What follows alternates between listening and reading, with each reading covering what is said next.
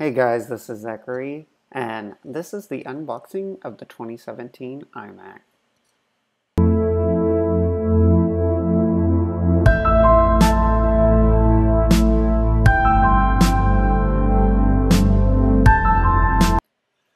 Apple missed the 2016.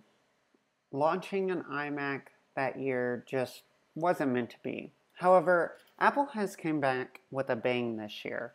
Though this isn't the shiny iMac Pro that is launching later this year. Now, let's get into this unboxing, and I have to say guys, this unboxing is a chore.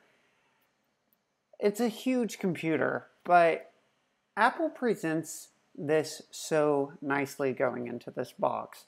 Everything is laid out perfectly. Everything is fit into tight little boxes, and it is just really well done.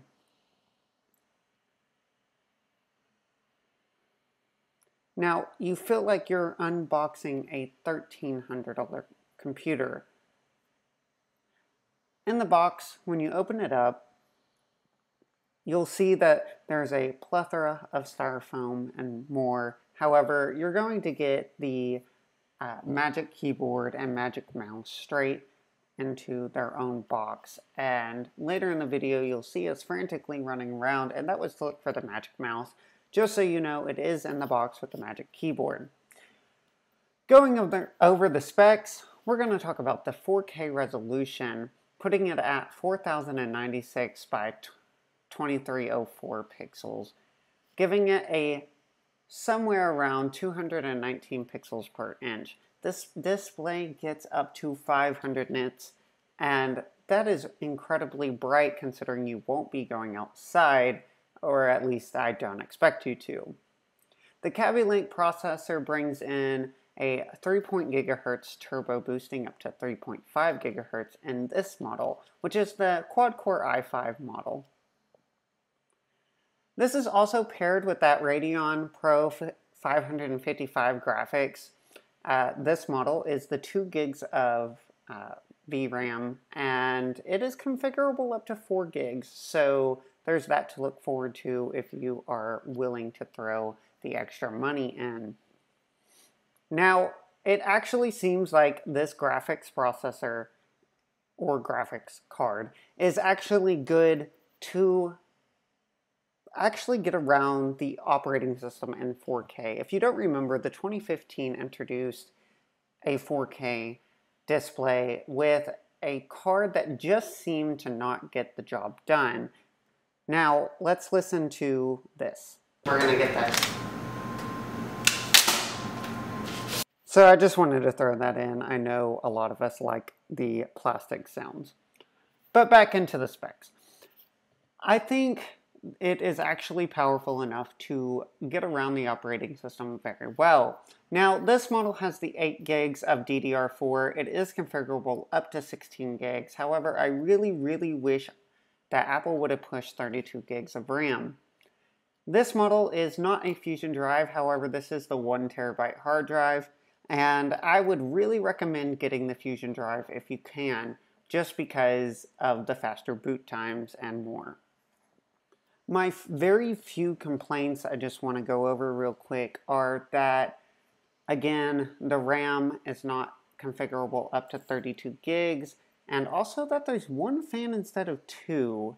So, don't know why that isn't a thing, considering iMac Pro is rumored to have 2, or, well, they showed it in the keynote. Also, it doesn't really affect it that much though, playing around with Final Cut Pro and all of that. The Kaby Lake really seems to know how to cool itself down and handle it without getting too hot. So it seems like Apple knew what they were doing when they were engineering this. So again, here's a little bit more of that nice plastic unwrapping.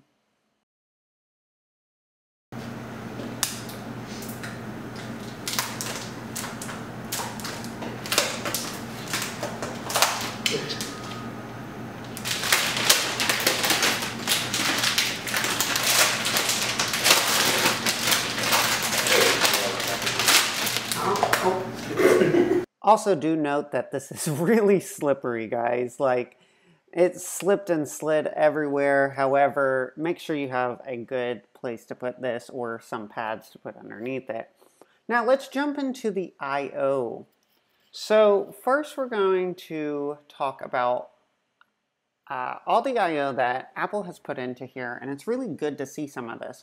So starting from the left, we have an aux port, an SD card slot, 4 USB 3 ports. You also get 2 Thunderbolt 3 ports or USB Type-C that support display Thunderbolt up to 40 gigs or USB 3.1 up to 10 gigs, Thunderbolt 2, HDMI, DVI, and VGA. So lots of support there.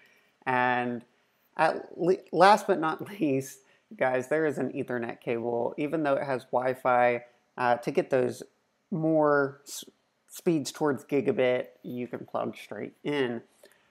It's also really thin, and it is a really, really nice industrial design, and Apple is known for their designs, and as you can see, it is beautiful. And so if you were thinking about getting this, it is really, really good looking.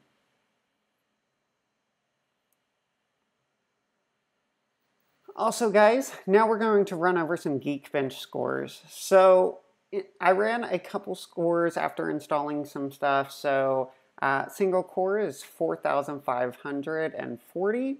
Multi-core is 12,841, respectively. Now getting into the compute score, it's a 48,017. So there is that. Now, I did have a chance to play around with some 4K gaming.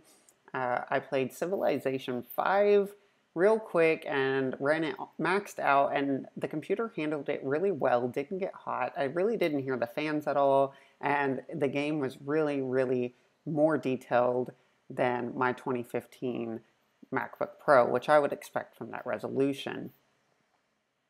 Now, again, this computer is really, really sexy, guys, and I just really would like to say you should go out and buy one if you were considering it. So I took all of these shots and put them together of just how amazing this computer looks, and the screen does it justice. And so when we go into the final review, I want you all to ask questions. I want you to let me put this machine to the test and see what we can do. So put that in the comments below. Special shout out to Aaron over at Streaming, and I suggest go subscribe to him and hit that notification button. Really, really good content he puts out. Also helped me with this video and let me borrow this iMac to unbox and review for you guys. So go check that out. Also, like my video and give it a thumbs up and subscribe. Thanks, guys.